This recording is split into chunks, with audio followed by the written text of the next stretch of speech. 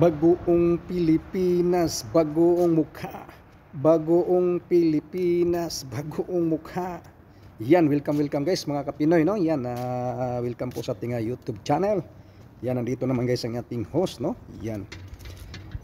So nauna po sa lahat guys, no, bago po tayo magsimula sa ating mga reactions at ating komento sa ating topic ngayon, atin mo nang pasasalamatan yung mga lahat ng mga sumusuporta po dito guys, at lahat mga nanonood po dito sa ating mga video, no, sa aking mga mahal na OFW saan sulok man kayo ng mundo, no. Kaya maraming salamat sa inyong walang sawang suporta po dito sa ating YouTube channel.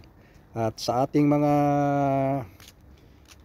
mahal na mga kababayan sa ating bansang Pilipinas, maraming salamat.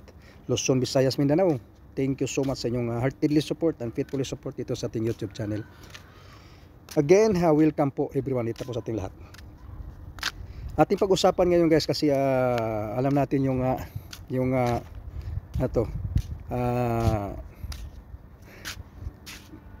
issue ngayon, maraming issue ngayon guys. Ating pag-usapan. Maraming ngayong ano yung mga produkto ba, maraming produkto. Unahin po natin itong issue dito po sa NAIA, no? Itong imported na surot. Yan, sa NAIA mayroon tayong imported na surot at saka ng hybrid na mga daga. Hybrid ng mga daga. Tapos ngayon guys, isisi nila kay Duterte. Bakit isisi nyo kay Duterte? Alam nyo kung sa tayong pa yan ng Duterte, sa totoo lang, naku, girehab na yan. Girehab niyan. Anong ginagawa niya sa Manila Bay? Diba? Yung ginagawa niya sa Manila Bay, diba? Nililinis. Anong ginawa niya sa Boracay? Diba? Nirehab ang Boracay, nililinis. Pasig, anong ginagawa sa Pasig? Nililinis. Rehabilitation, diba? Ganon po ang Duterte, katak Duterte. Marami pa guys yung mga ginagawa sa mga ginagawa niya Ipardi nung una. Tapos ngayon, itong surot at daga dito sa NAIA ay isisisi nila kay Duterte. Ano ba ito, mga gunggong kayo? Mga gunggong kayo? Ay sisi nyo kay Duterte. Alam nyo nung laglagbala nung una dyan? Diba? Ano yung laglagbala ng NAIA nung una kay Duterte administration? Diba? Nawala na, nahinto na. Kasi pag hindi kayo huminto, ay talagang papakain yung bala sa inyo, no? Kaya talagang iba talaga yung administrasyong Duterte noon kaysa administrasyon ngayon. Kasi talagang aksyonan kaagad yan.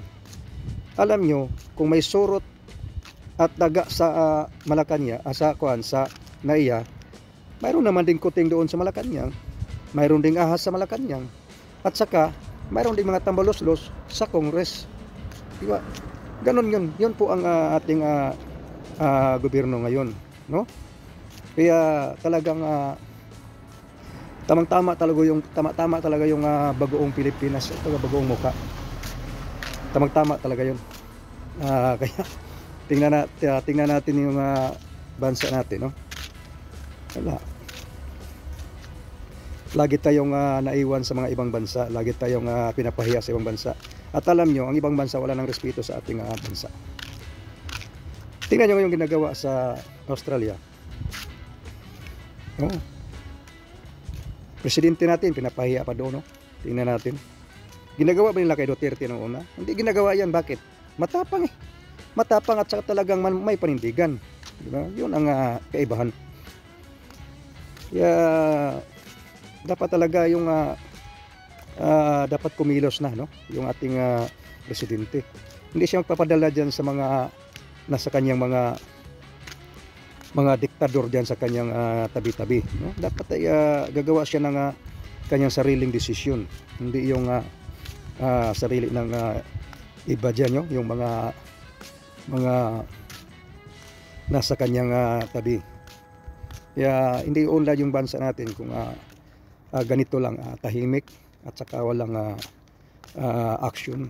Kaya lagi tayong hindi na tayo nirerespeto ng ibang bansa. Noong unang panahon guys, sa Duterte panahon, ni Pirardi, hindi po nangyari. Kaya matapang. May panindigan na talagang hindi kayo hindi kayo urungan noon. Kaya yun ang issue ngayon dyan sa ating pinag-usapan, yung issue na yun. Surot sa naiya, hybrid na daga,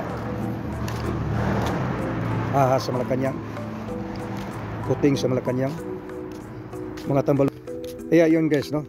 Kaya iba talaga yung kaya yun ang hinahanap ng mga taong bayan. Yung Duterte administrasyon, no? Na dapat ay ibalik yung talagang lakas ng bansang Pilipinas. Kasi tayo po ang iniwan, no? Maiwan na po tayo sa mga ibang bansa. Imbis nung unang administrasyon niya Tatay Digong ay talagang umangat na tayo no? Umangat na tayo Tapos ngayon bigla na tayong bumaba naman tayo ulit. Kaya yung guys ang ating topic ngayon. Kaya sa mga bago po dito sa aking YouTube channel, please wag naman yung kalimutan nga i-like po natin ating video, no? Bago po kayo mag-exit sa ating video, please don't forget to like and i-subscribe na din po, no? Para po suporta po dito sa ating channel. Kaya ako'y magpasalamat, buong pusong pasalamat yung lahat. Thank you so much and ingat po kayo lahat dyan and God bless you all.